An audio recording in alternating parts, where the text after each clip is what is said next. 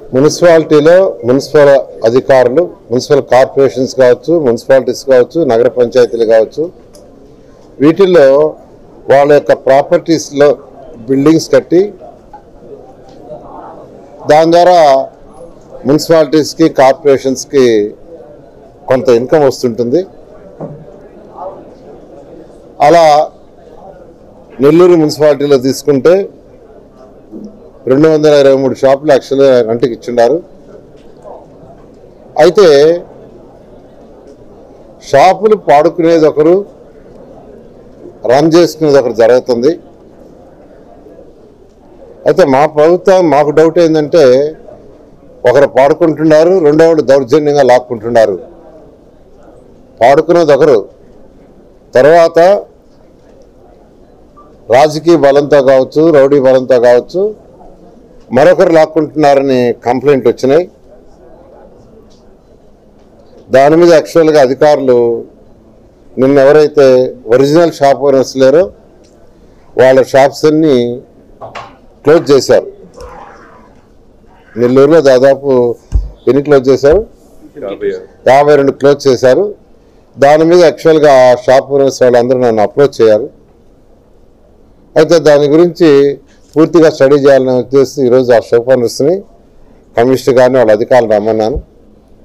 దాని మీద కొంత డీటెయిల్గా డిస్కస్ చేశాం.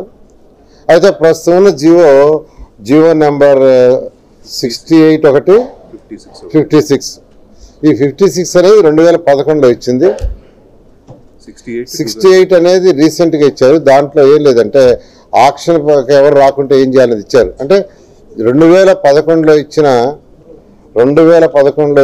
జియో నెంబర్ 56 అంటే 2011 తర్వాత మళ్ళీ ఏమిలా.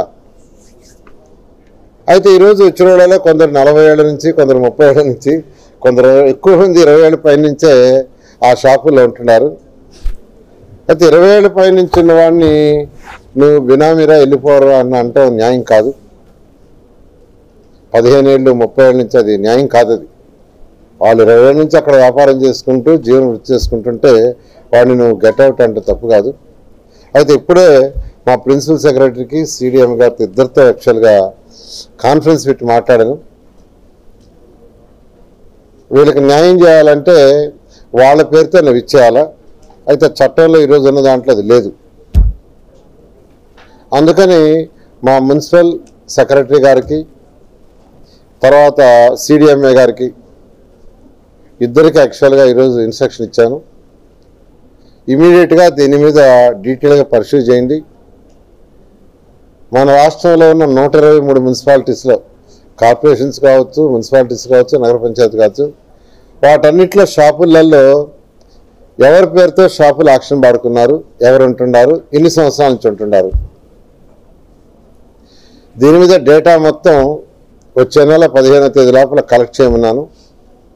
కలెక్ట్ చేసి దాని మీద మళ్ళీ డిస్కస్ చేసి మళ్ళీ లోకల్గా ఉన్న ఎమ్మెల్యేలతోనూ, కార్పొరేషన్స్ లేదా మున్సిపాలిటీస్ లేదా నగర పంచాయతీల యొక్క చైర్మన్లతోనూ డిస్కస్ చేసి దీని మీద ఒక డెసిషన్ తీసుకొని ఇటువంటి వాళ్ళకి ఎవరికి ఇబ్బంది లేకుండా, అంటే 30 ఏళ్ళ నుంచి వ్యాపారం చేసుకుంటున్నాడు, 30 ఏళ్ళ నుంచి మున్సిపాలిటీకి కడుతున్నాడు, అతను ఈరోజు గెట్అవుట్ అంటే కరెక్ట్ కాదు అనే ఉద్దేశంతో కమిషనర్ గారికి, సెక్రటరీ గారికి చెప్పాను.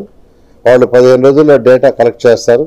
ఈ నెలాఖరు లోపల ఒక డెసిషన్, అంటే ప్రజలకి, ఆ వ్యాపారం చేసుకునే వాళ్ళకి, జెన్యూన్గా వ్యాపారం చేసుకునే వాళ్ళకి న్యాయం చేయాలనే ఉద్దేశంతో యాక్చువల్గా ఈరోజు డిస్కస్ చేయడం జరిగింది. ఒక 2 నెలల లోపల దీని మీద క్లారిటీ తీసుకొని రాష్ట్రంలో 123 మున్సిపాలిటీస్లో దీని మీద ముందు పోవడం జరుగుతుంది. అందుకనే మా సెక్రటరీ గారికి, కమిషనర్ గారికి కూడా, డైరెక్టర్ గారికి కూడా చెప్పాను. ఇతర రాష్ట్రాల్లో ఎలా పాలసీలు ఉన్నాయి, ఇతర రాష్ట్రాలు వాళ్ళ జీవోలేంది, అవన్నీ తెప్పించి స్టడీ చేయమన్నాను. అది కూడా నెక్స్ట్ మంత్ ఎండింగ్ లోపల స్టడీ చేసి ఒక కన్క్లూషన్ తీసుకొని అందరికీ న్యాయం చేయడం జరుగుతుంది.